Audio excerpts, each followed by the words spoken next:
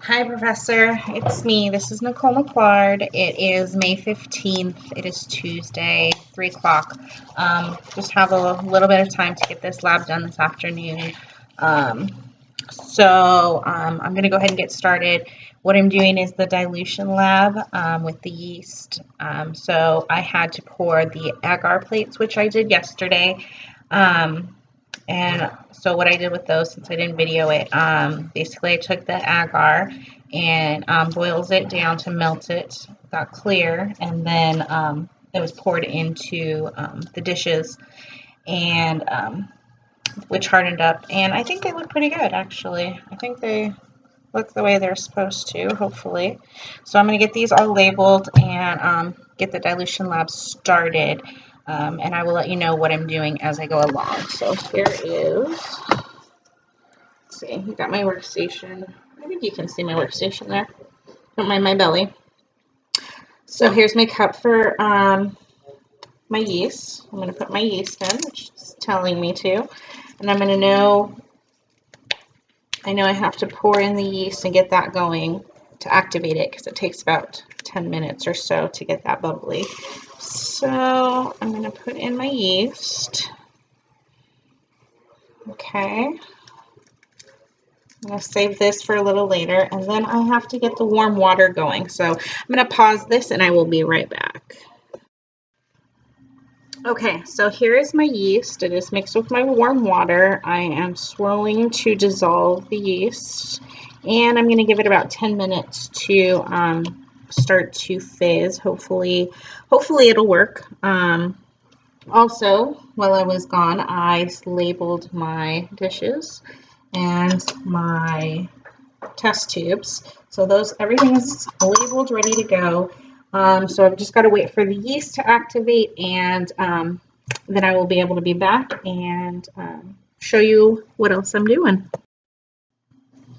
Okay, so I've given my yeast almost 20 minutes now, and it's still not foaming, which I had the same problem yesterday when I was creating the other yeast sample and mixing it with the broth.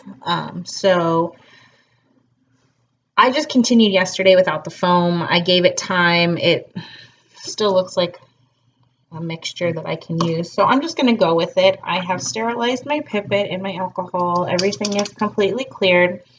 I have also filled each one of my tubes with the 2.25 of the distilled water. And so I guess I'm going to start with the dilution process, which I printed out just so that I know what I'm doing here exactly. And so I'm going to swirl the yeast, pipette the yeast, and put it into, this pipette thing is a little hard for me to measure.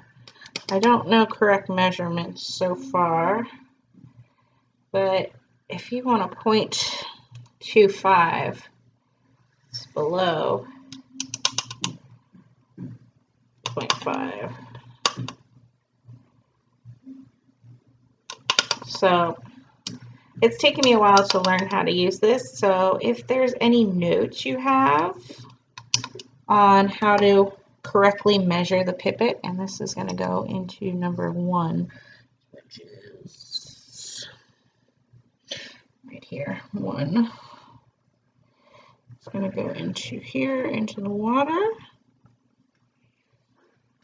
Okay. Pipette the solution down several times for sure. Okay, so I have done that. I think everything's out.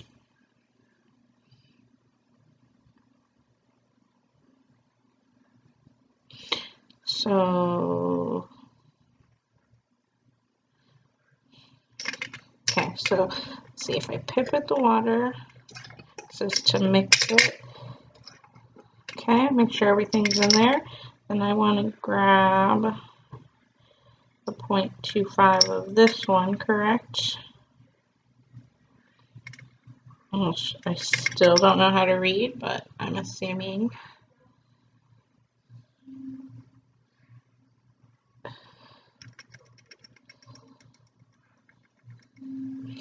It's got to be, what, about 4 drops? 1, 2, 3, 4. So that's into test tube 2. And I'm going to keep going from here. So I will pause and I will be back in just a moment. Okay, so the dilution I have transferred from each test tube all the way 1 through 6. So now I'm going to take each test tube and put them into the plates. Now it says to place the test tube on the agar surface. So I have to turn this agar upside down. This is number 1, and this is number 1. Okay, so I'm going to put 1, 2, 3, 4. Okay, so there's 4. And that's done.